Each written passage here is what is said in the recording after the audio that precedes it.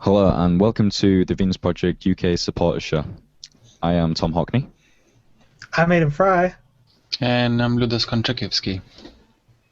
And today we're going to have a similar session as what we did last week, in that we're going to watch the second half of a video with Jack Fresco in it on depression, predictability, reinforcement, and things like that. And then we're going to kind of discuss our personal life experiences and the way the Venus Project has affected our lives.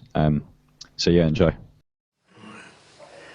I reject that. I reject the idea of modern neurologists that might feel that depression is genetically inherited or a product of genetic damage. The reason I don't believe that is I work with so many people, alcoholics, drug addicts, people with a prison record, and I took that out in one session. So if it was genetic, it wouldn't come out. That's how I know it works. And I don't know if you saved the letters, do you? That we get from people that said, I was about to turn my life in, I have no reason. You gave me a reason to live and work. So that's all I go by, not genetics. I can't do anything with genetics. If a doctor says someday we'll have a cure for cancer, that may encourage a person, but it won't encourage me unless I say, what is your approach? And they give me an approach that would encourage me if I had cancer. Do you understand? Because I'm sure you'll get well. Have faith in yourself. Cancer don't give a shit about it. It just keeps multiplying. You might live a week longer or 3 weeks longer if you have self-confidence. But always ask a person, like nobody asks any of these T group people, what would you do under these circumstances? How would you solve this problem? How would you get the Democrats to see the Republican point of view? They never talk about that. They talk about their own limitations. I would say, therefore, most capitalists that ride that system are very simple people with a low self-image. Now, I did mention in the past that psychologists have a higher suicide rate than normal. That means they undergo depression. And if they really ask the question, what is depression? So I don't know. Then a guy writes a theory of genetics, of the genes. That doesn't take away the depression. Do you understand that? Taking drugs might tranquilize you, or drinking alcohol when you're depressed might take you out of your self-image. You just sit there and look around. It makes you feel relaxed and comfortable.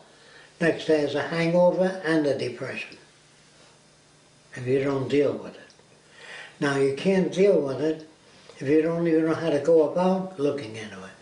So let me show you how you go about looking into what is a depression. You read the books on genetics and you understand that pills can make a person feel more in equilibrium. Is the chemistry of the body in equilibrium? If you're depressed, yes. Your digestive system stops. A lot of other things manifest themselves. But if you feel positive about what you're doing, if you're sawing a tree down and say, I hate to do this, well, you poison yourself. Do you understand what I mean? Anything you do that you don't like. But if you say, I have to repair that model or clean it, and that's going to take about 2.5 hours. That depends on your predictability. If it takes 5 hours, you might be disappointed. Not in the vision, not in the mistake, in your estimation. Do you understand? It's your own estimation. If you figure it should take you 3 days to do a given job, if it takes 23 days, you may get disappointed. So I don't know how long it'll take, but I'm going to check it out. And you do a certain amount of work, and you predict the next, and if it comes close, you can use that method of predictability. Is there anything, did you get this message? This is how you deal with depressed people. And that's what depression is, unless you have further questions. Put it out there, let's see how it works. if you get a response saying, you know, that really helped a lot. Psychiatrists don't even know what the question is. They think some people are depressed and others aren't. And some are happy-go-lucky no matter what. They have a self-image even though it's false. If you feel, if you're a minister and you administer people's problems and they feel good about it, you feel you're doing something useful. There are ministers that feel that they're administering to human need. And as long as the person says, God bless you, thank you, you've helped me a lot. Whatever the minister did helped them. But if a minister was an operational linguist and he helped them to understand what they're going through and why people get depressed, I think that's better than comforting them, saying, you'll pull out of it, I have every confidence that you will. Well, if your minister says that, there may be a basis for it, but it's not real. Knowing the difference is a problem. Well, the Tea Party has a group of people that believe in the structure of this economic system. Why? Because they're successful in it. A military man that's awarded a higher position, if he gets to be captain or lieutenant colonel, he gets reward for it. So he feels very proud. The more merit badges he has, the greater he feels. If a Nazi has a lot of merit badges, the Jew don't feel too good about that. But the Nazi feels great about it. Do you understand? So what is a reinforcer? Whatever the hell reinforces people, except alcohol. That's a dependency that makes you feel like you lose your identity under alcohol. You say, did I say that when I was drunk? Because you don't even know what you said. That means you don't have your own identity. Identity means Fresco likes to walk in the sun. He likes to make things. He likes to talk to people about their problems. But he feels that if I share the tools I have and say, keep coming to me, and I never give them my tools, I do not help them, really, unless I give them the tools that I have. The same tools that enables me to solve a problem, okay? But I'd rather not give these tools out because I'm afraid of the culture. They'll commercialize on it, use it, but they won't change the way people think about things. Not only depression, I try to change the way people think about most everything. Now, if you don't understand what I'm saying, you might even hate what I'm saying, or say that doesn't answer the question. I remember in your old lectures you used to tell people to write a list when you're feeling better, when you're not depressed. Write a list of all the things you like to do, all the things you don't like to do, and then when you're depressed, look at the list and just do those things that you like to do. And when you're depressed, you don't feel like doing it. But you used to use that as a tool, didn't you? Yeah, well, it worked at the time. All I can say is I'm giving you the focal point of a depression, loss of self-image. Who am I? Where am I going? What is my life about? I don't know. I don't even know if I'd be successful in anything. That's no self-image. You're always successful at something. You can always teach somebody something. You're not totally a total failure. If a person comes to me and says, I'm depressed, that's better. If they come here. Well, you give them a social awareness. And football is really a little spot in entertainment.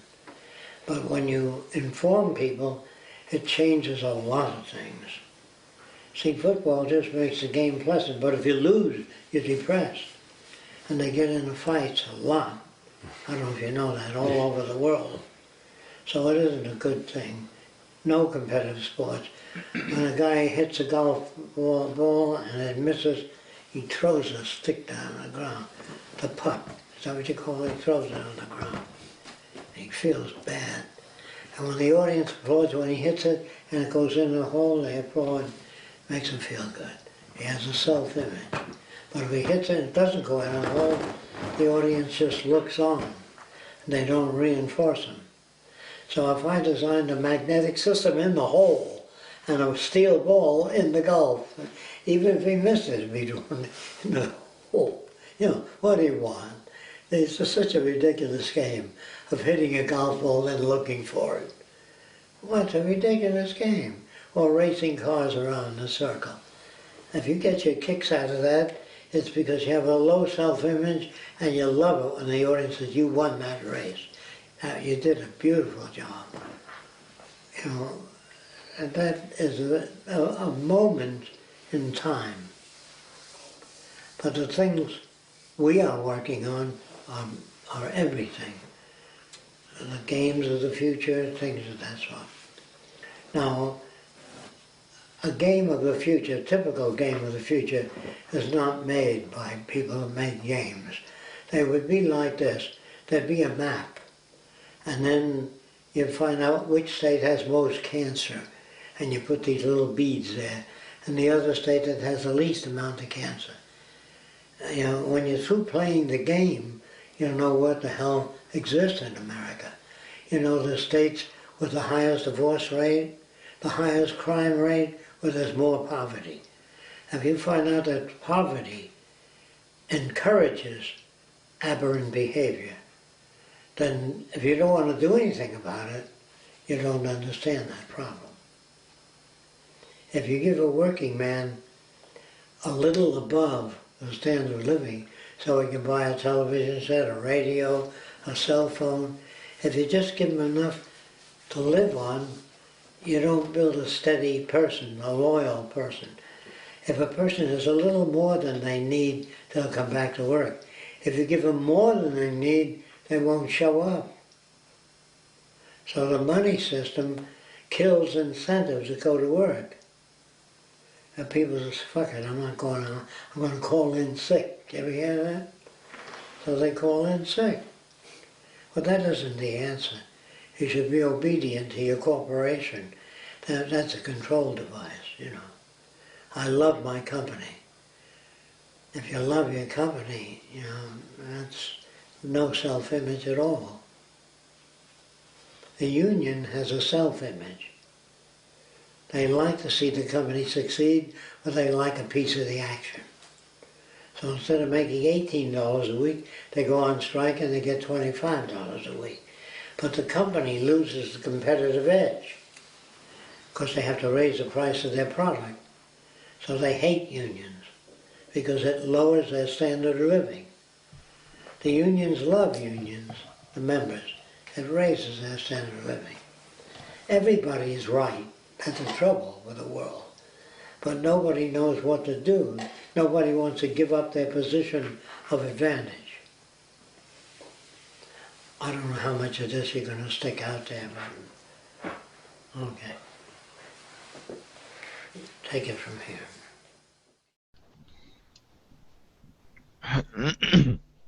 So I have something that's been bugging me that I could start off with. Crack on. Okay, cool. Basically, I was on Facebook a few days ago, and I saw a Always a good post. start for something that's going to bug you. Sorry? That's always a good start for something that's going to bug you. Yeah. Yeah. Basically, I saw a picture, and the post was from a news article of a corrupt judge who was being paid to convict children and basically send them to jail. And just this image of these children walking into a van in handcuffs with an armed guard beside them, like these literally 12, 10-year-olds. And just the idea that their lives have basically been ruined on the idea of free will and unscientific measures with regards to societal organization, all these things that TVP promotes. And just that idea, it really shook the foundations of it was literally you couldn't imagine something that would affect me as much as that image. Right, take it back a sec. What have these kids supposedly done, or what have they been convicted for? Where is it? Apparently, I'm not sure on the state, but it was in America, and the kids were the judge apparently convicted them kind of regardless of the severity of the crime to an extent. Like they had, say, violent behavior, but the judge was paid by the prisons themselves to convict more people than that was necessary. And the judge went to jail himself. So, it went through the legal eye, and he was convicted himself of like, I can't remember the word for it. But now there's this idea and this picture of these children. It really, really affected me. And then well, yeah, I had trouble sleeping at night, just the idea of it. So yeah, I think it's always a shame, like the kind of the whole justice system based on like guilt and personal responsibility, when there's so much more at stake than that. Like there's so much more at play. Like even for people who do believe in free will, there's like many people are still willing to acknowledge that the environment does shape their behavior a fair amount, because like it's just obvious. Everyone's seen it in day in life. So like even to people who still believe in free will, I think the justice system is like horrible, and I think people see that quite a lot. You do get those posts of people getting sent to jail that don't need to, or like really harshly. I know, I'm not sure exactly like how true this is, because again, this is through like Facebook things that I've kind of seen but not looked too far into. But from what I understand, the American prison system actually creates a profit for the companies that own it. And if that is true, then you create a demand for prisoners, and you get corruption like judges that you're just talking about, getting paid off to send people to jail when they don't need to. And probably contributing factors to the reason why marijuana is illegal as well. It creates revenue for the prison owners. There can't be many other reasons, really, that I can conceive of. Like shit. So what's the direct link there? But they're putting lots of people in prison for marijuana. Yeah, basically. Like, if the argument is it hurts people, well, since when has a government body given a shit about that? Like, since when did they make something illegal that hurt people? Rarely. If they make a profit out of it, then they don't care. But they're not making a profit out of marijuana, and they're potentially jailing people who would be kind of susceptible to kind of not going with the norm, as which I've found. Like most people who smoke marijuana are the kind of people who question the system. So it's kind of two birds with one stone, in my opinion. Like, I'm not saying that this is for certain either. This is just a speculation I have. Well, it's interesting that, because obviously a few states have kind of turned it around, and it's Uruguay? One of the Guays. I'm very sorry if it's the wrong one. I think it's Uruguay. Who've started like nationally like selling it through the states, essentially, as a kind of lower than the black market price, but gaining some revenues so they can spend more on tax, is a general idea. And I see that probably spreading around the world fairly fast, to be honest. I don't know how, but I think governments and stuff these days, they're in a point where they need new revenue streams. And if they can take stuff off the black market and sell it themselves and control it themselves, they can create their own monopolies again. And so you have the state ownership of like an entire industry. Because it's going to be very hard for them to, take back all the gas into one under government ownership to really get the amount of like change that is really needed. Basically shutting it all down and powering up like green energy, all that kind of stuff, and really like corporations aren't going to do that because it's really unprofitable for them. You only kind of like get a bit of like publicity factor these days, and so they tend to do the bare minimum so they can put a sticker on their thing, or all these kind of companies do this. But yeah, so I don't know. I don't see the government being able to take back an industry that is like, we're talking in England, say, the BT or something. If they took back that, or Barclays or something, because then they would really have the power to make the changes that the people want. But the corporations aren't set up to be like that. But I don't know. I don't know how we kind of got to there. There was a lot of rambling. With regard to the whole child aspect of it as well, sometimes like you see a lot, like the it's become a cliche now, a child's face in Africa or something, and it's X amount of children die each year, and I often think, well, how many like literal people die each year? Like, I don't just want to hear about the children. The fact that the children doesn't affect me that much compared to the fact that like any more than an adult would. But with regards to this specific example, just the idea of a child in chains really fucked me up in the mind. But as well, the way I like to think about people in general, like if someone's violent to me in the street, for example, a way that I help deal with that is by imagining them as a child, because they once were a child probably before the society kind of maybe fucked them up a bit and caused them to mature, I suppose you could call it, and become aggressive and whatnot. They could have been a child at one point with dreams and kind of with this mutual love or with this fascination with the universe, and then they were changed. And if I think of people in that light more often, I find I can deal with it a bit more. The idea that everyone was once a child, and it seems mundane, but when you really think about it, like people who commit atrocities, they were once children themselves. For me, it makes a difference. Yeah, I can sympathize with that idea. I think it's the same for me as well. Climb trees, pick strawberries, hug your friends and care for them and buy them ice cream, and then you grow up and you won't even wake up in the middle of the night to try and help your friend change a tire or some shit like that, It's a bit weird. Like Tom, I'm wondering why imagining, I don't know, say Charlie Manson or someone like that, so your kind of thing is, if you can imagine that they're a child, them as a child, and would that kind of gives you, or maybe like a bit more empathy with them, maybe? Yeah, like, I mean, I have been conditioned to this value system, and obviously it takes a while, kind of once you stop believing in free will, to also get rid of that emotional residue that comes along with seeing people committing so-called crimes or violent behavior. So, I still obviously react quite emotionally towards these things, but these kind of strategies help me think about it more logically, more empathically, yeah. Yeah. No, it's good. It's a nice technique, because I think it's very easy to empathize with a child, because quite a lot of people's childhood experiences are kind of like, it's fairly similar, if you know what I mean.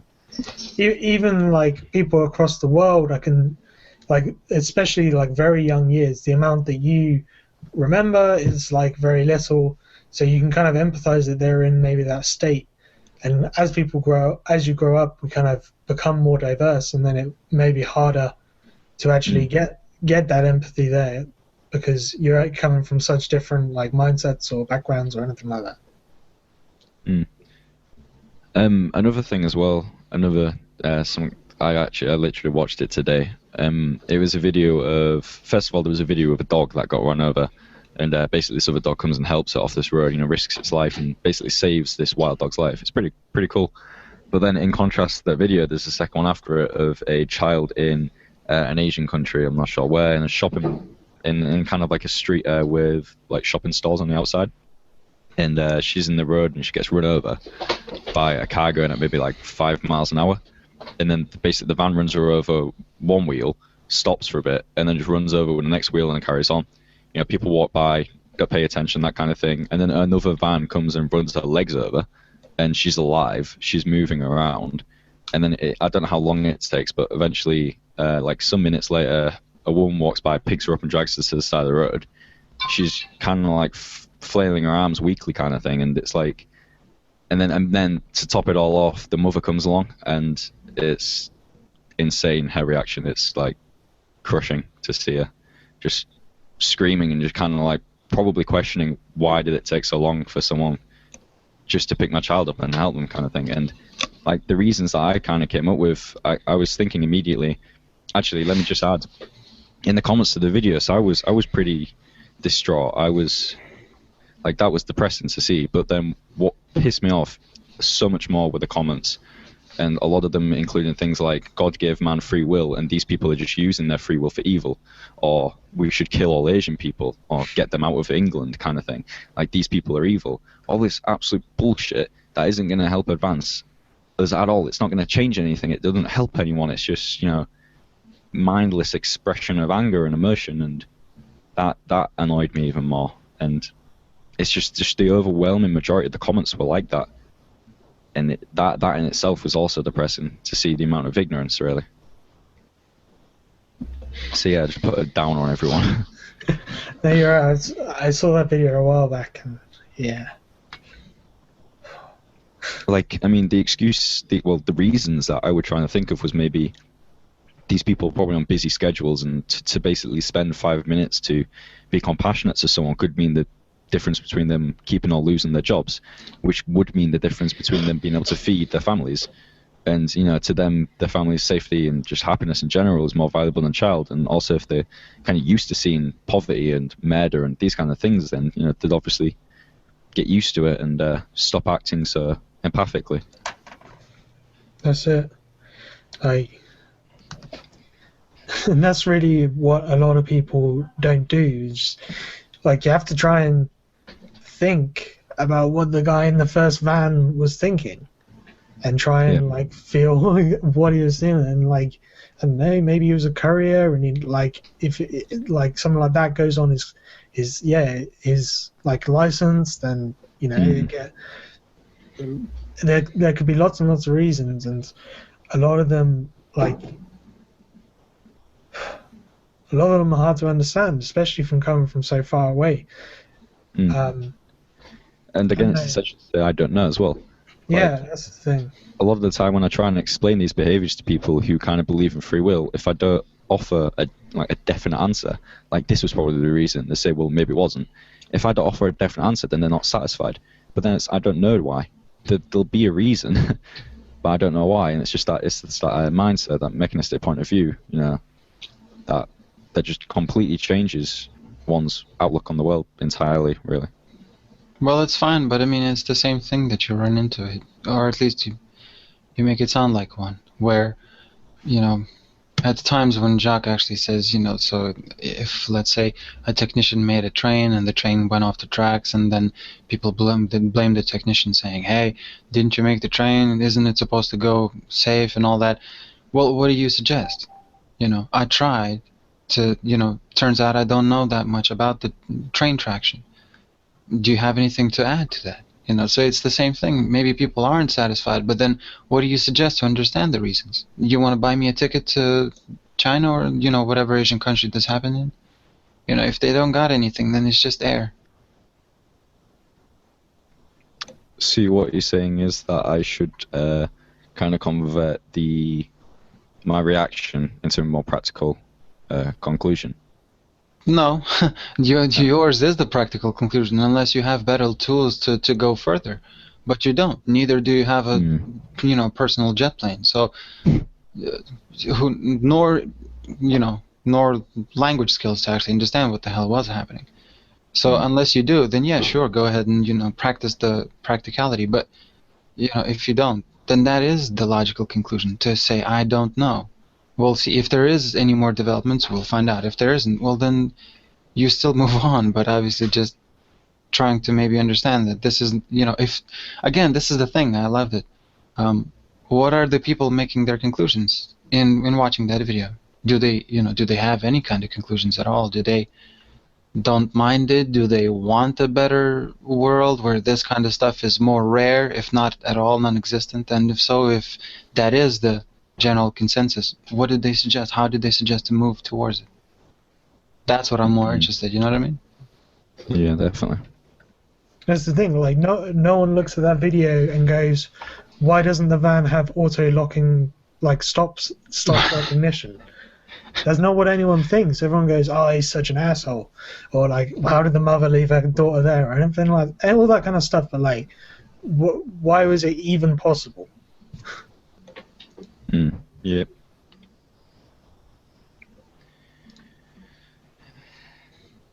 This was a bit odd, wasn't it? I'm just saying, like, from the video of depression, Oh, well, no, actually, it is quite interlinking.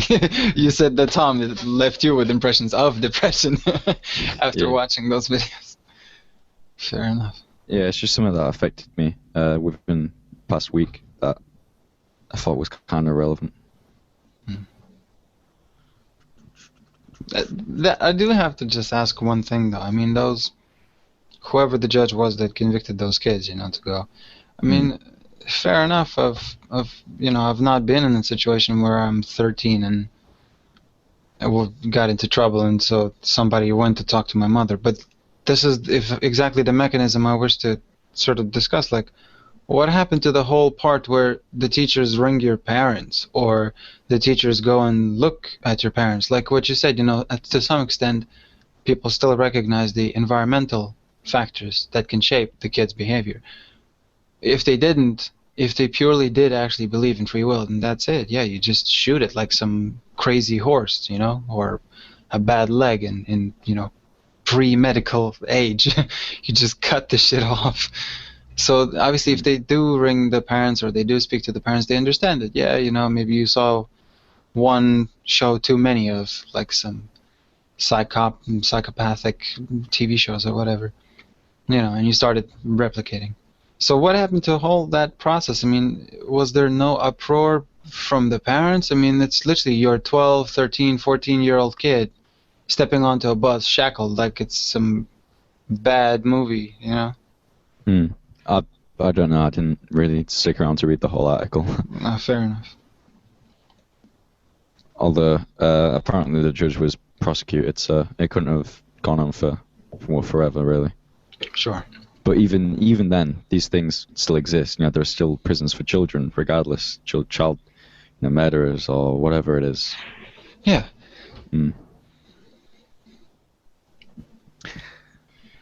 I don't know. Just the concept of that kind of affected me more than, say, child soldiers or like kind of SS personal hired mercenaries that go around shooting homeless people in can't remember the country now. Like, just I've seen a lot of stuff recently. I got into the habit of for some reason watching the most fucked up stuff I could find on the internet, and I don't know why, and I'm still kind of in it, and I suppose just to kind of motivate me in a sense, or depressed me, but I'm enjoying the depression a bit. I don't know, it's complicated. Interesting. Very interesting. Well, you're just experiencing more. Even if it's something that's like that, like you're still experiencing more, you're still learning new things, you're still growing, which is kind of not under my kind of banner of depression. If you're still going out and you're looking at new things and you getting into stuff, then I would say you're not depressed. No, yeah, I agree. I don't think I'm depressed. I was using the term depressed loosely to describe kind of bogged down in these issues. Yeah, no. I remember an incident from primary school, a couple of incidents really, that kind of shaped me quite a lot. There was one where we had a picture of a dog. It wasn't coloured in or anything. It was just an outline, black and white. And we were told to colour it in. We were given like an array of colours, crayons, and everyone was colouring their dogs in just brown, black, blonde, just typical shades. But I coloured my dog in rainbow. I did a rainbow dog. So I tried to use every single colour in the pot, and I was really proud of my work because I realised no one else was doing the same. And I was like, why are you colouring a rainbow dog? Why is yours so boring? Whatever. And this little kid next to me, I remember he told the teacher on me. The teacher came over and basically picked my work up and said, "That's wrong. You've coloured the dog in wrong." And I was like, why or whatever. And she made me do it again. She took the paper away from me, threw it in the bin, and gave me a blank one. And I can't remember if I did it or not, but I think I just kind of sat there like, fuck this shit. So that was like a defining moment for me, and that kind of, for me, sums up a lot of what I've experienced in the education system. That's the thing, it's that you're wrong. the education system is all about, you know, exams and stuff and about the truth and having the right answer, but kind of in the real world there isn't really a truth and there isn't really a right and wrong, and there's only like better or less. And you know, if your dog was trying to be looking like a normal dog, then yes, it was less adequate. But if it was just you having fun, then great, do whatever you like. It's kind of patronizing as well. I mean, I think a lot of people underestimate how intelligent children can really be. Like, they're expecting me to color a dog in just to like kind of remember what a dog likes and then pick up colors. Like, that was freaking simple for however old I was. And I get this a lot as well. I try and teach my sister the ideas of subjectivity, relativity, because I think, and mechanistic point of view as well, I think these are really, really crucial. And I kind of learnt them at an early age, but not as extensive as I'd like her to understand them in principle. And whenever I talk to her, when it's just me and her, she's really receptive to the information, and she seems to kind of enjoy it a little bit. But then whenever my mum and dad are around, they often say the same thing, which is basically she's too young to understand, and that at her age, children are normally kind of materialistic and argumentative, and you know, these kind of things. And I try and say there's no way that genetics could code for such behavior, and that if you study alternative cultures, then you'd understand the differences that, you know, societal conditioning has on people's behavior. But they don't listen. They like it, literally. I say that over and over again, and my parents listen, and that doesn't really bother me. It bothers me a bit, but that's not what I'm concerned about. What I'm concerned about is my sister not being a freaking zombie like most other people, because I care about her. And yeah, she seems receptive to this information. If I had more time with her, you know, if she was like more understanding, she could be a lot more intelligent than she currently is. And I think that happens a lot as well in the world, is that children are really underestimated. Their potential is really underestimated. Oh yeah. I mean, what is the gap really between a child and a man or a woman kind of thing? Like, there are a lot of children that are much smarter than men and women, and sort of, you know, there's ageism where it's, you know, adults have more value or more authority over children, that kind of thing. I always disagreed with that as well as a kid in primary school, but was, you know, it's kind of like structural violence in the sense it's like, you know, this authority figure just because you age. But then obviously, like, there's this whole wisdom aspect to it as well. Where it's like, you know, I'm old, so I have wisdom. But if you're old, it just means that maybe your values have churned around in your head so long that you've kind of become accustomed to them. You've become accustomed to these ideas and these principles, so you're unwilling to change them. So does age really have a benefit to intelligence? Well, no, it could have a detriment. It depends on how you use that time, really. So, I think, like, now this is kind of a semi-joke, but the age when a person becomes an adult is basically the age where they decide that they don't need to learn anymore. That's what I think an adult is. Most adults, and it's part of the culture, you're kind of designed to be that way. You go through school, and then you get a job, and you stay in that job, and you just basically, that's it. You have a routine, and then the only kind of growth from there is, you know, a wife, family, like kids and pets and that kind of stuff, and then you retire. I think that's my definition of kind of what an adult is, and by my own definition, I'd hope I'm not an adult. yeah. So long as we're throwing definitions, I suppose. For a time, I just kept saying that adults are just bigger children that had lost their childhood. You know, they've lost all that fun that they used to have as kids.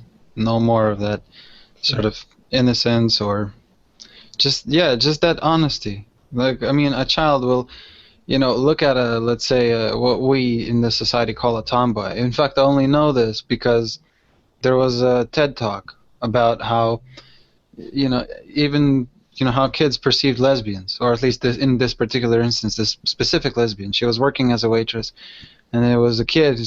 She's like, according to the talker's perspective, the kid was no more than 5, and the girl basically just asked the talker, you know, So are you a boy or a girl? And just like that, I mean, how many of us, you know what I mean, in this kind of PC regulated nonsense society, you know, can actually just do that? And we maintain as well with our understanding of, oh, look at me, how smart I am. I know because of their body language that they mean to scoff at me and not to, you know, all that assumption nonsense, you know? It's like so many arguments can be had. But it was a beautiful story. It's just an extended one, so I'll just hold it off. Seeing the innocence of kids is just really their like lack of experience. Yeah, and curiosity though, yeah, which is not trampled, you know what I mean? Well, because they have lack of experience, a lot of stuff, like as a percentage, is newer to them than to older people. And obviously new stuff creates that curiosity that kids have, because they're surrounded by a world that they have very little experience of yet. And you kind of, and basically you go from that point of, I don't know, I'm exploring the world, and you go through school, and you come out the other side thinking you know everything.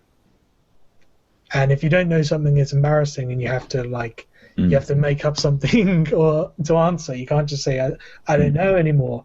And because of the monetary system, because we all have to have jobs and stuff, you do end up getting sucked into, kind of ended up like your kind of experience range kind of narrows down if you end up working in one place for 5 years, doing one job, or you know. Kind of similar to that as well, a habit that for some reason has still stuck with me is whenever I'm describing something I've done or have, I often add 1 to it. And I've realized it, and it's really annoying. So, how many hours did you practice bass guitar today? 2. But I actually only practiced 1. Or, I don't know, like... and you get the idea, but it still happens, and it's really frustrating. Or not even 1, just like about a 10% increment, like plus, as to what actually is the case. Yeah, so, just give yourself a little generosity. Yeah, and I do it, and I still do it, and I know why, and sometimes try not to, but yeah. And as well, regarding... But the thing is, sorry, Tom, the thing is not to try not to. The thing is to recognize when you are doing it. If you start recognizing when you are doing it, you'll not do it kind of you'll just kind of come into it. The more you recognize yourself, if you try not to do it, then that's where you get your expectations up, and then that's where you get pissed off. Yeah, that's interesting. Yeah. I'm not saying that I do that. I get trapped into it as well, but that would be the better way to approach this. Another thing as well, I think it kind of keyed into what you were saying, Liudas. I can't remember what you were saying now, I just remember that keyed into it. Was basically when I was a kid, I'd watch a lot of TV, and there'd be these kind of like, these kind of concepts that people were meant to understand. Like saying Friends, for example, the sitcom. And I'm having trouble thinking of an example, but say if a person acts flamboyantly, then they're gay. And then if they're gay, it means this and this and this. But as a child, I'd watch these things and I'd see a man acting flamboyantly. I wouldn't make that association. I'd just think it's just a man, right? And they'd make jokes around this idea that he's gay. And slowly I'd kind of come to understand that. And that's such heavy reinforcement on my values. Because as a consequence of this, and seeing these people on TV who kind of represent to me successful, sociable people, if they reinforce this value system, then I feel like I need to as well. And that's kind of like a first-hand experience of societal conditioning, and the media conditioning me. Yeah, I think I agree to a point. Well, I mean, so long as we're talking about education, I don't know if you guys want to hear. I just got 3 examples, 2 of them which are sort of bad experiences with education, and the third one is current. Yeah, go for it. Well, as a kid, 4th grader, I don't know why. I still to this day, I just remember it being a just sunny day, but out of nowhere, whatever stimulated me is just I asked a question during a mathematics lesson. Why do we learn mathematics? What is it actually good for? How is this going to help me in my life? And my teacher, however nice aesthetically she just started shouting at me uncontrollably. I mean, really angry, as if I'd been tormenting the lady for years, you know, something that could easily be seen in some married couple for like heavy duty, like 50 years or some shit, you know. You forgot the dishes. Just literally reined in with, you know, offensive stuff like, well, let's see you not learning mathematics, and then I'll see you, you know, pissing around in like sidewalks and stuff, and you can live there if you want. And I'm like, what does this answer possibly have to do with mathematics? Like, are you like sidewalks? From her point of view, though, you have, as in, Right. she was talking about, which is just kids. Right. All the same kids, and you've been harassing her for years. Right. Well, there you go. It just happened to be you, the tiptoe. So that was one instance of just a question. Second that's was the situation. That's a teacher being in a situation of stress and not having the time or the understanding to know that all the kids are different. And if you tell one kid last week, then another kid might ask this week, and because he wasn't there or something, and you just gotta all that kind of stuff. And she may have had self-doubt doubt as well that what she was teaching was relevant in the first place. And then if you go and ask that may have kind of exploded, you know. That's very interesting. Or anything else in her life could have just caused her to be incredibly stressed. Right. That's the thing. Yeah. Well, the second one was about a history lesson, and that also it was bizarre. We were talking about the Macedonia or some stuff, and again, I just asked, you know, how will history help me in my life? How does that actually help me? And I got asked to leave the class. That was a shorter encounter, really. And third one is the most pleasant, I think, right now. I'm learning in the university environment, and it's as frustrating as it is wondrous at the most bizarre points. But they have nothing to do with the course itself, though. That's what's most stressful for now. We get told by this head professor that basically he wants every single one of the 160 students in his class to leave the university environment to be what he quote unquote said to be socially concerned, exemplary citizens, right? That's literally his quote. Now, there's not a single social commentary that would actually shape us to be exemplary citizens at all. If anything, so far there's people disliking one group, or oh, she's always up herself, all that regular behind the back talk, you know. But one thing that really does reinforce this, what we were talking about, you know, kids, they lose their sort of innocence. This has been actually debunked for the couple of people that I spoke to. I spoke to a molecular biologist, a organic chemist, another physical chemist, and the head professor. Basically, when I spoke to the biologist, I asked, you know, why do you actually teach? You know, why is it that you at all care and give a shit about biology? Like, what is it to you? And he said, well, I mean, I'm a PhD. I actually want to know more. And every single time you seem to have discovered an answer, you just can't help but develop even more questions.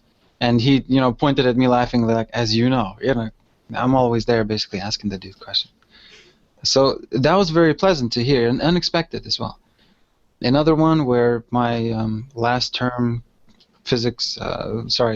chemistry lecturer, she's actually also a PhD, and she's developing a system whereby synthetically they're reproducing human body parts so they can test drugs, different things altogether, but so that the copies of a human system. And she basically, her motivation, this was the bizarre part, she actually said that cruelty to animals is a little bit unacceptable to her.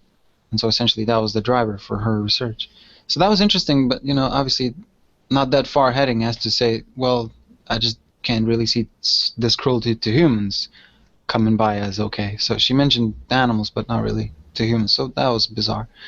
Well, hold on. What cruelty to humans is there if there's synthetic, like, you know, synthetic liver that we can prototype on? No, that's not what I meant. I meant in regards to why not develop research that, alleviates ailments to humans, such as, you know, hunger and that kind of stuff. You know. No, that's true.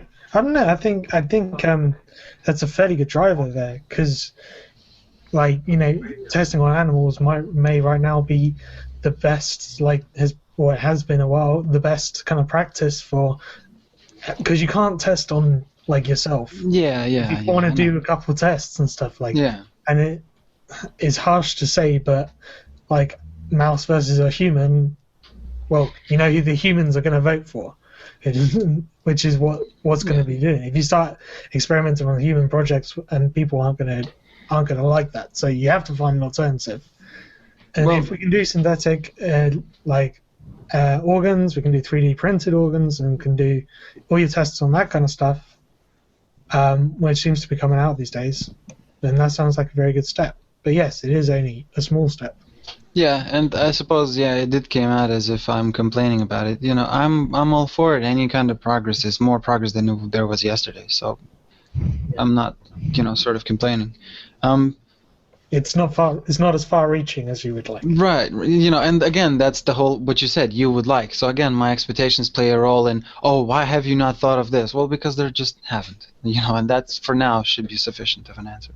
Essentially, not all is lost, but it's weird. It's as if it's just a bubble within a bubble. So we are in this perpetual planned obsolescence, reach for the top, cutthroat business of, I want to wear the expensive suit. No, you don't get to wear expensive suit because then it will mean I don't get to wear it, world. But there inside lies these people who actually do stuff and they're interested in real life phenomenon. I mean, how does that even happen? You know what I mean? Like, it's bizarre. It's bizarre how these folks with these kind of words of wisdom, again, subjective. That's what I would call wisdom, because that really is relevant to your life.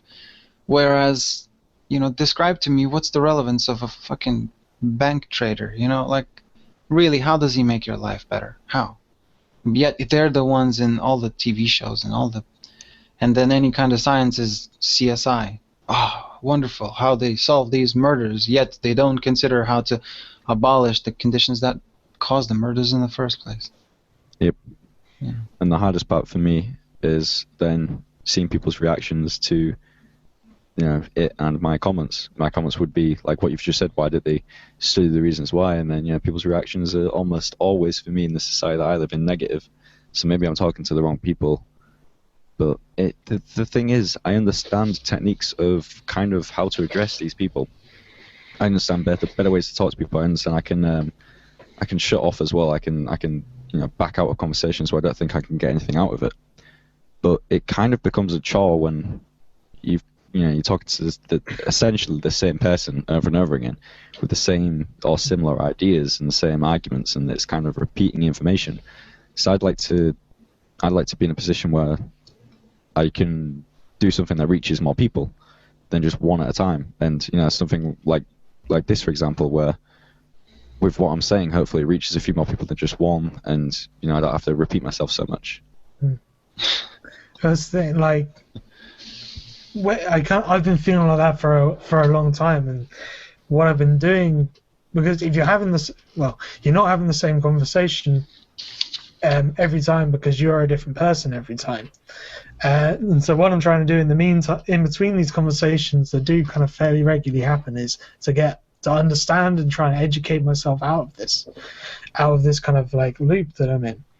And so that's really what I'm looking for in these psychology books and stuff like this, and sociology books and all these type of things. I'll tell you what, like, this is very early days in my investigation into it, but spiral dynamics is a very interesting branch of psychology, and it basically splits down people's like underlying kind of mindsets from spiritual, there's kind of one right way, kind of metaphysics, to the scientific, to the materialistic, kind of all these types of things, and kind of like breaks them down and tries to help you understand how other people can be thinking, and in these kind of separate models.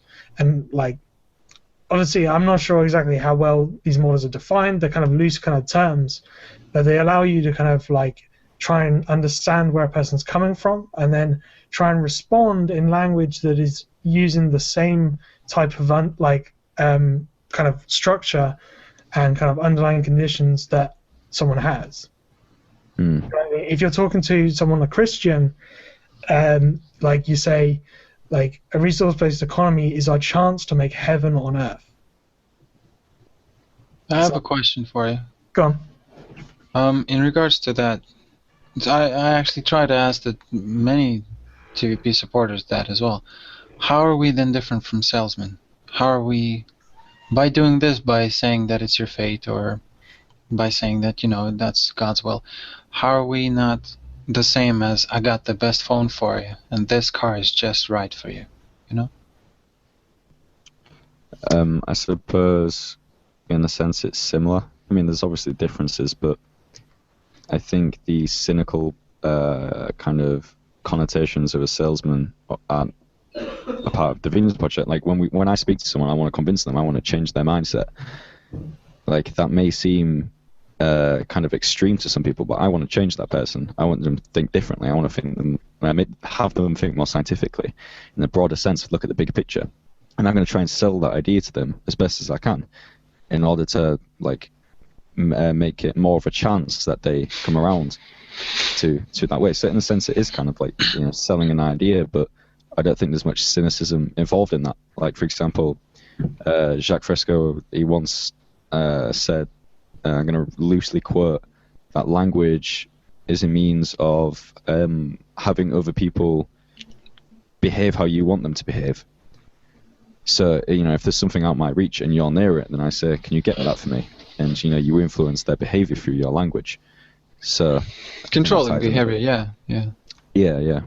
Well, it's extensionality. You extend your reach in the world to do for someone else to do something. Is that how you view it? That specific example about, you know, this is God's will and you should essentially try and enact God's will. Is that how you see that phrase, being extensional? No. Oh. I mean extensional as in my arm is extensional to my brain. Right. And through your language you can get out the extensionality, and yes, it is control. It is cause. Like, you know, ability to have effect on the universe. Because you can do a lot more if you work with 4 people and you speak together and you do something. I don't know, whatever project you're doing, go and plant a garden and don't speak. 4 people and just don't speak. And then plant another garden and speak the whole time. You'll find it's much, much easier. Because you're extensional to each other, so you can all have a larger effect than just your individual selves. No, I agree with that. I essentially just had the question about the methods, not the product. Because obviously the product is, we know what the product is. I mean, if everybody on the planet did decide to, yeah, let's actually decide not to maybe kill each other for money. Oh, that's a good idea. You know, so, yeah, I'm not knocking that. It's just the method that I was asking about. You know, it's the same, I suppose it's in the same vein as people, if they hear that we, as the Venus Project supporters, support a money that advocates no use of money at all, the abolishment of money, they may turn around and look at, well, what the hell is the PC doing in your home? You know, why do you go to work? You know, why? But they lose connection that, well, guess what? We don't live in resource-based economy yet. We live in what you call capitalism. So maybe you can identify that in here. They don't take kindness for payment. Not all. I should say, yeah, not all places do. Some do. I probably just haven't seen them. Yeah, kind of a living example of that. I know at college there's this project going on. We need microphones. There's 4 groups, and there were 3 good microphones and 1 pretty bad one. And basically, I, like, understanding the scarcity of the situation, I ran ahead and took one of the good microphones to ensure that I had, you know, a good quality recording.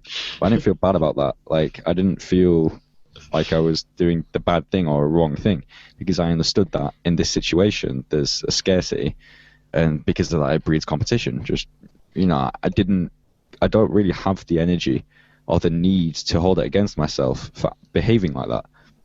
I understand that, you know, if there was a 4th good mic, then I wouldn't have to, and there wouldn't have to be one person kind of left out. So, like, That's I it. used to, You didn't choose to take the only mic. The only mic was there was only one mic and there was more people, and it forced you to run ahead. yeah, Like, it pretty much, pushed you to run ahead. Like, you didn't sit there and like just decide willy nilly. Like, it happened because of the situation that was there. Mm. Well, that's funny though, that Aiden, even the way you talk about choice. Just today, I can't. I'm gonna try to desperately now find the example. Essentially, right, Libet's experiment, and I'm not sure who posted it up. I think Aiden, you actually are the one who posted it up. Essentially, talking about the illusion of choice altogether, because it shows the person being connected with wires to essentially a some sort of a brain reading apparatus, and they click one or another button, and it just shows this whole one of the scientists essentially who were conducting the experiment actually says it takes something like the 2000 milliseconds prior to the actual decision, quote unquote, made. The brain was already running up to it way before you even made any kind of decision. So what does that even mean?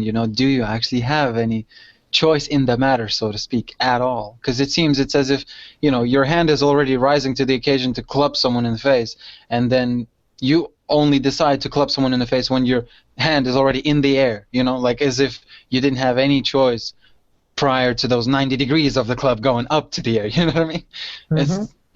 So it's just another addition. Yeah, if you burn yourself, you'll move away. I find myself moving away, and then I'm going, oh yeah, I should keep moving my hand away. It will move before I even realise that I need to move. Yeah.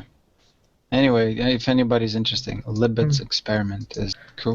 So one of my kind of like big experiences or remembered experience when I was a kid at least, was all the lies, essentially.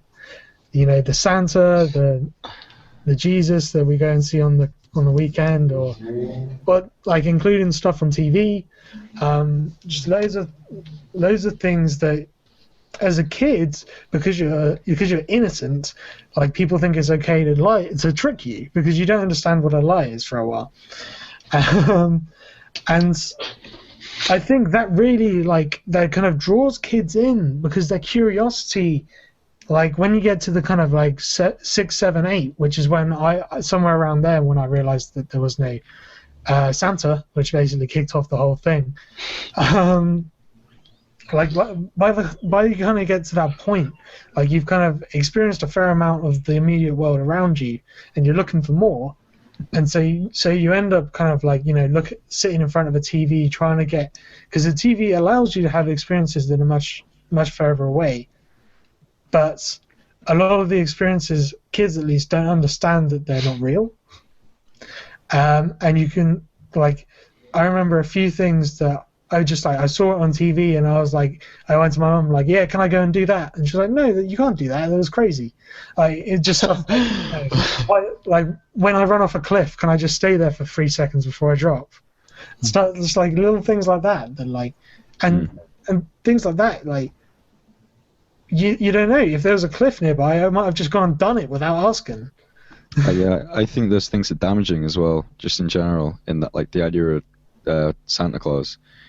I mean, my opinions on this has kind of gone up and down, and there's the idea that it provides for a kind of comfy childhood and things like that, but I look at my sister again, and I try and give her these tools for intelligent thought, and then she goes and says things like, if Santa has magical powers, what does he do every day that's not Christmas? And I'm like, because I know my dad would be really annoyed if I broke this fantasy that he's created for himself, really, more than for my sister. And that, if I went and told her the truth. So I say, oh, well, I don't know, but, he sure should be going around the world trying to decrease poverty. He should be trying to solve warfare, basically, prevent warfare, prevent poverty, prevent crime, these kind of things. And she says, well, why doesn't he? And I'm like, I don't know. And these are kind of the first steps to her questioning and kind of finding out that it's all bullshit, really. And No, but it is damaging, really, because I mean, I went through like a big stage of depression, but when my expectations, it was my expectations, the world were completely shattered in high school, and I expected to basically fall in love with a girl and then be in a happy dilly-dally relationship with a lot of friends, you know, going out, growing up, experiencing life as a youth. It was nothing like that. I had like one friend and played video games a lot. But Awesome. Yes, laugh as much as you will. No, that's awesome, man. That's the same for me. Yeah, and I like given a different condition, a different background, I would have been all right with that, because it's kind of what I'm like now a little bit. I'm all right with it a little bit, but basically my expectations were that, you know, I'd have this really massive life and I'd be so popular and everyone loved me, and then, you know, everything would be okay, and, you know, freaking friendship forever and all that crap like you shove down your throat and all the cartoons and things like that. And it was nothing like that, and that put me through a big stage of depression. Like, I became the pinnacle of emo for about a year. It's like, you know, why me? You know, why grow up? Things like this. Like, I still believe, you know, why grow up, etc. But, you know, to give it a different point of perspective, for my dad, it's a case of he wants to preserve this kind of innocence in my sister for as long as he can. Because, like, you know, he thinks childhood is like this bliss of happiness. And for me, it really was. It was this comfortable, you know, secure bliss of happiness before I grew up and I was suddenly thrown into the world and crushed. But he wants to kind of suspend my sister in this state for as long as possible. Whereas I think it'd be much better for her and much healthier for her to have think more logically, to have a mature better in a thinking process. Basically, you know, I think that would be more humane than kind of putting in this stasis of bliss and ignorance, really. There's a pretty good example, actually, with my friend who lives next door. I can't remember this a while ago, but basically we went to different primary schools. We met up in high school. I lived kind of out in a village in the middle, in a bit of nowhere, in a very small, and we went to a very small little primary school, and basically everything was pretty nice or whatever. He lived in the town that we live in, kind of actually in the centre of town, and he went to one of the worst primary schools. And I remember him telling me that they used to see like needles and stuff on the playground and things, like in primary school. This is very bad type stuff, and it's not in a very good neighbourhood. But later on, I could see that I kind of felt that he was more developed in certain areas than me. You know, the kind of the street smart area of understanding where the world can be like bad. Yeah, but I mean, this is bizarre. This is so difficult for me now to actually sort of sympathize, because that was just the norm. That's what we were presented with as an, yeah, like literally in the sand playground right next to my home where I live. I'll open the door, there's a bench, and there are needles. You know, that was literally really was the norm. You know, there's like, I don't know. It really does depend on your position of the world. You know, if you are brought up in some Afghan country, I'm not sure that you're going to complain too much about explosions. You know, they're not going to matter too much to you. And by the way, this is not my opinion. This is now based off of several videos where kids' experiences have been documented, and like literally standing right next to a blast. And then afterwards, they're just smiling. They're like, aha, that one actually got pretty upset. And they're like, point to the guy that was actually genuinely upset. The others are just, you know, pissing themselves with laughter. So it's the same, you know, you hear stories of, you know, your neighbor being fucked and raped, and then her friend being killed in the same process. It's like, okay. Can you continue going to your skateboards and tending to your PlayStation? Because you just understand that, yeah, in here we got some sick characters. Prepare for a joyride, you know, of nightmare. And I think in other countries it doesn't. But that's not what's put into contrast. That's the thing. And I think it's exactly what you're talking about. It's not given to you in school books. It's not given to you that, you know, communism isn't perhaps exactly what Lenin or Stalin actually installed. It's something that Karl Marx wrote, which never was put into practice. Or that, you know, fascism, if this and this were to be done differently, you wouldn't actually be burning people. It's actually just a very strict way of looking at things. That's, you know, but where is that in your history books? I mean, teacher used to think that it's very interesting and exotic to tell us that Cleopatra used to fuck horses because men were not enough for her. And it's like, where are the follies of these leaders, though? Why aren't you talking about the social aspect of how people suffered or enjoyed the rule of something like that? No, I was just going to reinforce the whole history thing. Like with my teacher, basically I had a history teacher who, when asked about where money comes from regarding the Depression in the 20s, he said currently we use the gold standard, which is obviously bullshit. And you know the common phrase, we learn history so that we can improve upon it. Well, that didn't seem evident in this professor. This professor of history that obviously doesn't know shit about today and today's economics and the world like that. And there should be a lesson. There's history lessons, but what do they say today lessons? Like freaking 2014. That should be a lesson. That should be a mandatory lesson. How our systems run. The flaws. What needs to be improved. What it's like in different countries as well. Because it's like only recently through the means of the internet that I've realized just how privileged I am. And I used to think that everyone lived how I lived. Even my sister does nowadays. She thinks that she's just kind of like of moderate wealth. But I'm in the absolute upper echelons of wealth compared to most other people in the world. Yep. And these things change you. These things are it's so valuable information. Yeah, it's true. Great. Well, I guess that's pretty much all we got for today, guys. Thanks for tuning in. You've been listening to the TVP Supporters radio show on UK Collapse, and all our shows are now up on YouTube. So just search for the Venus Project Supporters Show on YouTube, and you should be able to find us. So we've got this is now our 6th show. So if you've missed any of them over the last about 2-3 months, we've been doing these. They're all up on YouTube now. So that's good. All right. Thanks for listening. Yeah, thanks, guys. Take care.